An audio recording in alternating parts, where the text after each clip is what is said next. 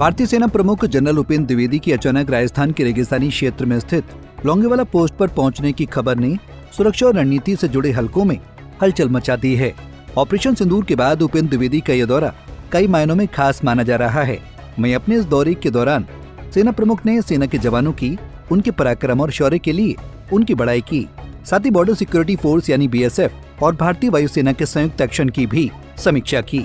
ऐसे में उनका ये दौरा कई मायनों में सामान्य नहीं माना जा सकता है। इस दौरे को एक संदेश के रूप में देखा जा रहा है, जहां यहाँ एक स्पष्ट संदेश है कि भारत की पश्चिमी सीमाओं पर सतर्कता और आक्रामक रणनीति दोनों ही उच्च स्तर पर हैं। खासतौर पर ऐसे वक्त में जब हाल ही में भारतीय सेना ने ऑपरेशन सिंदूर के तहत पाकिस्तान को करारा जवाब दिया है। ऐसे में आइए विस्तार से जानते हैं सेना प्रमुख के इस दौरे की खास बातों के बारे में। दरअसल ऑपरेशन सिंदूर, जो कि भारत की एक बड़ी सैन्य कार्रवाई रही, जिसमें पाकिस्तान द्वारा की गई घुसपैठ और ड्रोन हमलों का देश की सेना ने मुंहतोड़ जवाब दिया। वहीं ये ऑपरेशन कई मायनों में तीनों सैन्य बलों की एकता और उनके संयुक्त ऑपरेशन की वजह से संभव हो पाया। ऐसे में सेना प्रमुख उपेंद्र द्विवेदी ने राजस्थान के लोंगेवाला पहुंच सेना के संयुक्त प्रयासों की हौसला अफजाई की।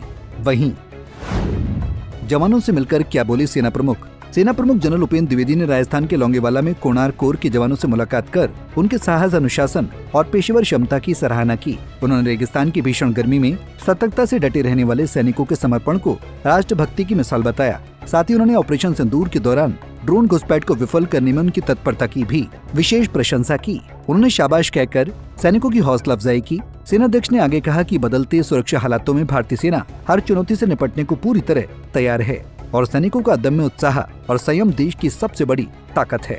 आपको बता दें कि लोंगेवाला वही ऐतिहासिक जगह है जहां 1971 के युद्ध में महज 120 भारतीय सैनिकों ने पाकिस्तान के 200 से ज्यादा सैनिकों और 35 से अधिक टैंकों को ध्वस्त कर इतिहास रचा था। ऐसे गौरवशाली स्थल पर जाकर सेना प्रमुख ने ये साफ संदेश दिया है कि भारत न केवल अपने अतीत से प्रेरणा ले रहा है, बल्कि अपने वर्तमान को भी हर परिस्थिति के लिए तैयार कर रहा है। हालांकि सेना प्रमुख के इस दौरे के बाद से लोगों के मन में ये सवाल आ रहा है कि क्या आने वाले दिनों में कुछ और बड़ा होने वाला है। तो आपको बता दें कि सेना प्रमुख का फॉरवर्ड पोस्ट का दौरा सिर्फ प्रशंसा या समीक्षा के लिए नहीं होता, ये एक रणनीतिक कदम होता है। संकेत होता है कि कुछ बड़ा विचाराधीन है या पहले से चल रहे ऑपरेशन को और गहराई देने की तैयारी है। क्योंकि सेना प्रमुख का दौरा किन मायनों में अहम? जहां एक और ऑपरेशन सिंदूर अभी भी जारी है, वहीं लोंगेवाला की सरहद पर सेना प्रमुख की मौजूदगी इस बात का इशारा करती है कि पाकिस्तान की ओर से फिर किसी गतिविधि की आशंका को नजरअंदाज नहीं किया जा सकता है। इसलिए ग्राउंड जीरो पर जाकर सैनिकों का मनोबल बढ़ाना और जमीनी हालात का जायजा लेना सैन्य दृष्टि से अत्यंत महत्वपूर्ण होता है। गौरतलब है कि ये सबने देखा है कि किस तरह से पाकिस्तान ने लद्दाख से लेकर गुजरात तक ड्रोन और मिसाइल अटैक की कोशिश की, लेकिन भारतीय सेना, एयरफोर्स और BSF ने मिलकर उसकी हर एक चाल को नाकाम कर दिया। वहीं सैन्य बलों की सक्रियता के साथ साथ यहाँ राजनीतिक नेतृत्व की भी सक्रियता देखी गई। राजनीतिक नेतृत्व की सक्रियता। प्रधानमंत्री नरेंद्र मोदी ने भी ऑपरेशन सिंदूर की शुरुआत के बाद सबसे पहले आदमपुर एयरबेस पहुंचकर सैनिकों का मनोबल बढ़ाया था। उन्होंने वहीं से देश और पाकिस्तान को स्पष्ट संदेश दिया था कि भारत किसी भी स्थिति से निपटने के लिए तैयार है। इसके साथ ही रक्षा मंत्री राजनाथ सिंह ने भी श्रीनगर और भुज जाकर सैनिकों से मुलाकात की। इसके तुरंत बाद सेना प्रमुख ने LOC और वेस्टर्न बॉर्डर के अलग अलग यूनिट्स का दौरा किया। ऐसे में ये सिलसिला ये दिखाता है कि न केवल सेना नेतृत्व बल्कि राजनीतिक नेतृत्व भी पूरी तरह सतर्क है और सेना के साथ कदम से कदम मिलाकर खड़ा है।